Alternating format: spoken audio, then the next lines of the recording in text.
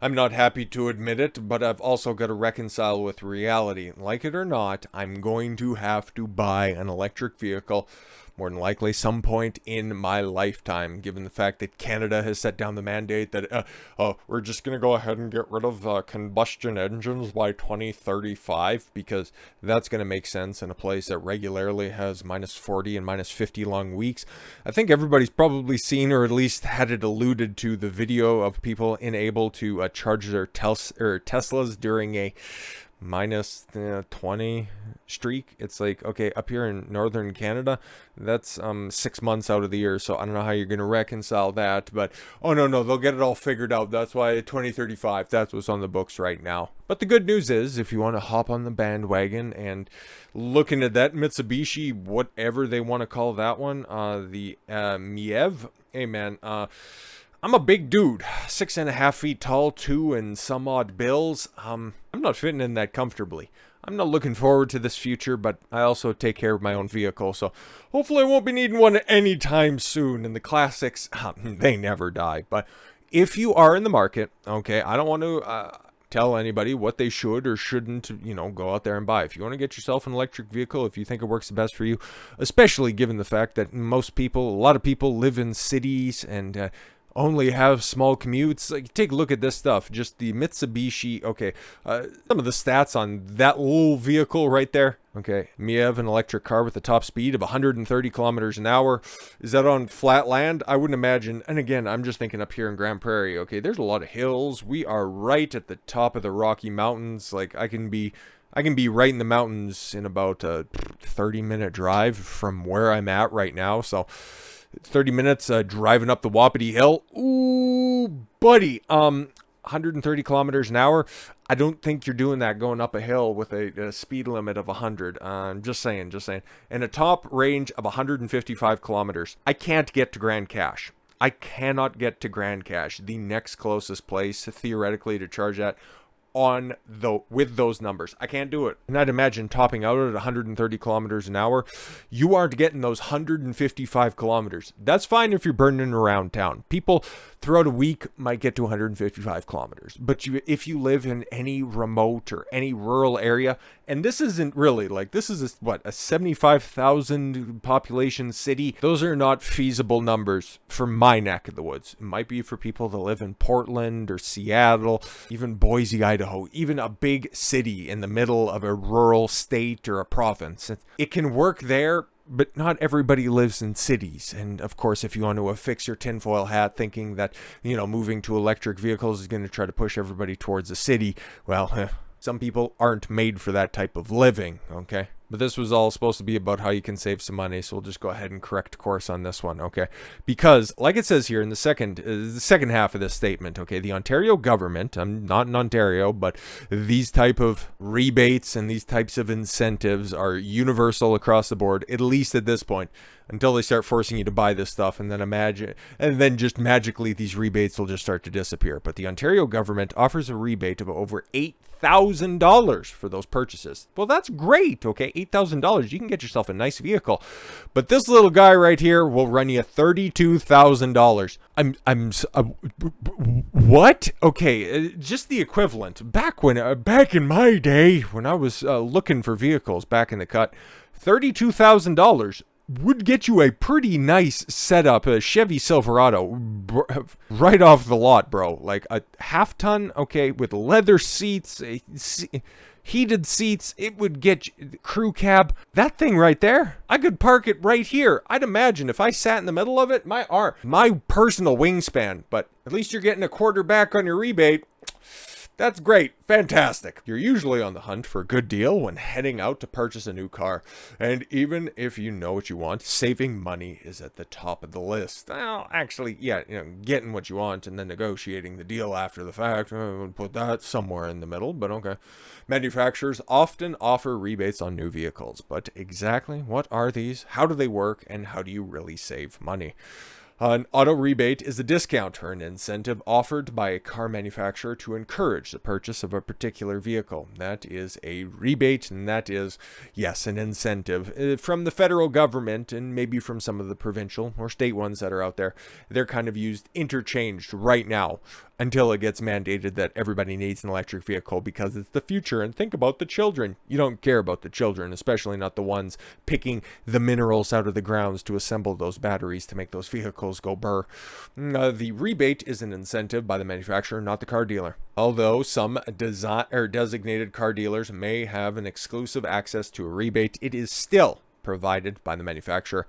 Why offer auto rebates?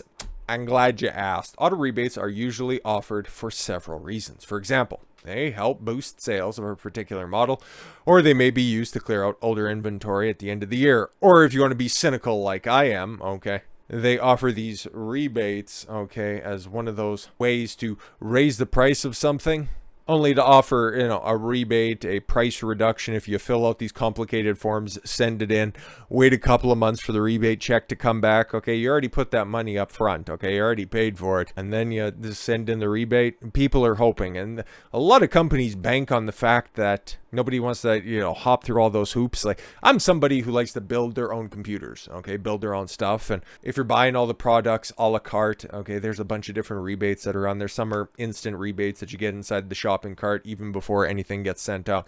But other times, especially when I was building my computer way back in the day, it might have been for graphics cards or the motherboard. I think if you sent in the UPC label, printed out a form, filled out the form, affixed the UPC label, sent it out, okay, make sure you get the address right, fill out the skill testing question. I don't think it had that on there, but it might as well, okay.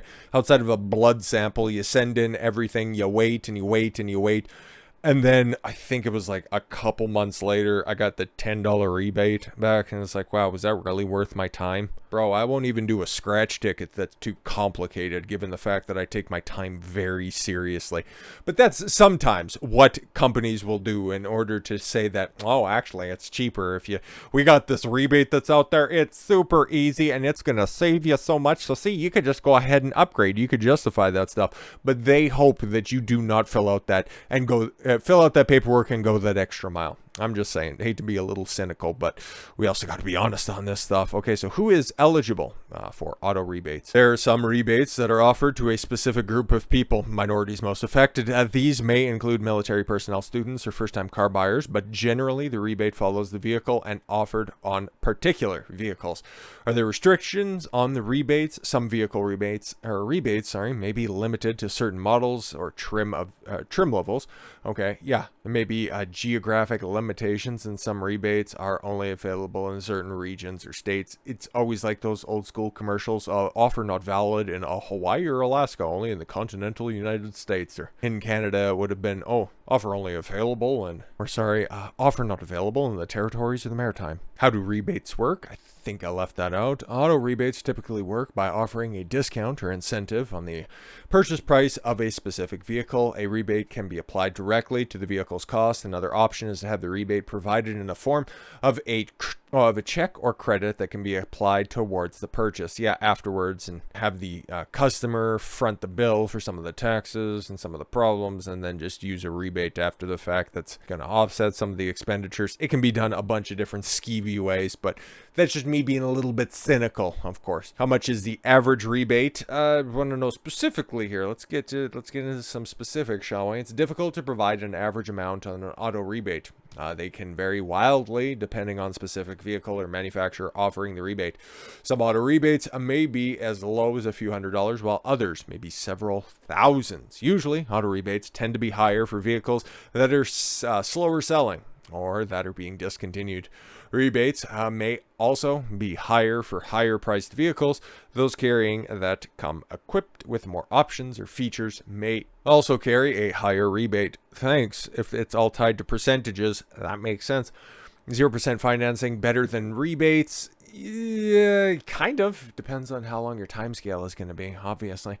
Whether or not a rebate of 0% financing is a better option depends on your specific financial situation. Of course, if you need to finance a vehicle for 5 years, which is a really, really, really long. Normally people would recommend for about a 3-year term, but if you want to go 5, and lordy, if you got to go for a 10-year term, then yeah, 0% financing will definitely be your friend. Of course, it depends on your terms and conditions on the specific offers available, but there are several things to consider. The rebate size could potentially offset a significant portion of the purchase price.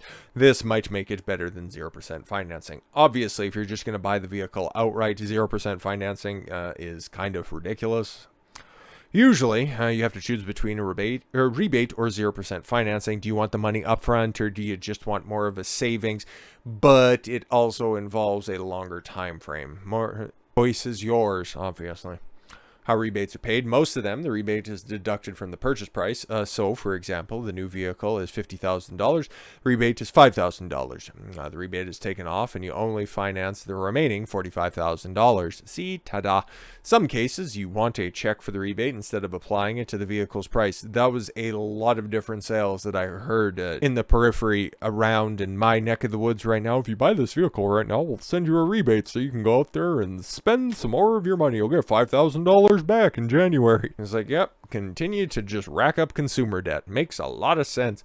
It is possible for an auto rebate to be provided as a check. Some manufacturers may offer a check as a form to redeem the rebate. You can use this as an offset your vehicle's cost, or you can just decide to choose what's behind curtain number 2. You'll need to follow detailed instructions to take advantage of an auto rebate in the form of a check. Yes, of course, or it'll just show up as like, I don't know, a Visa gift card. And if it's too big of a personalized check, then the bank is going to hold it for a certain amount of time. All of this stuff gets very, very sticky. Read the terms and conditions, yes, of course, but if you're going to be financing or if you're going to be purchasing anything, your dealership should be forthright on this stuff. And it's important to read and understand the terms and conditions carefully. There may be restrictions or requirements that you need to be aware of. Restrictions could mean specific vehicle or geographic location. Of course. When it comes to auto rebates, the best course is to use them as a comparison shop. Compare the total cost of the vehicle, including any rebates, to the cost of similar vehicles from other manufacturers. That way you can ensure you're receiving the best deal. And of course, depending on what state or province you're in, your own location may afford you different incentives. Definitely when it comes to electric vehicles, there's quite a few if you do a little bit of digging that's out there. And obviously, if you're going to have an honest finance person that's out at a specific dealership, they're going to be well aware of all that stuff as well. So it's good to get in with those guys as well. But then, of course, man, it's just a couple of clicks away depending on where you live. Here in Alberta, I'm pretty sure that there's a couple of incentives, but electric vehicles in northern Alberta, for me, it would be a gigantic waste of time to run my own numbers on that. And plus the vehicles that I like, oh man, you think I'm going to be driving around in this little porta potty right there? I don't think so, but obviously your choice at the end of the day. So with all that said, thank you all very much for the gift of your time. I've been Don Consuelo. I want you to follow your gut and get after it. Take care, everyone.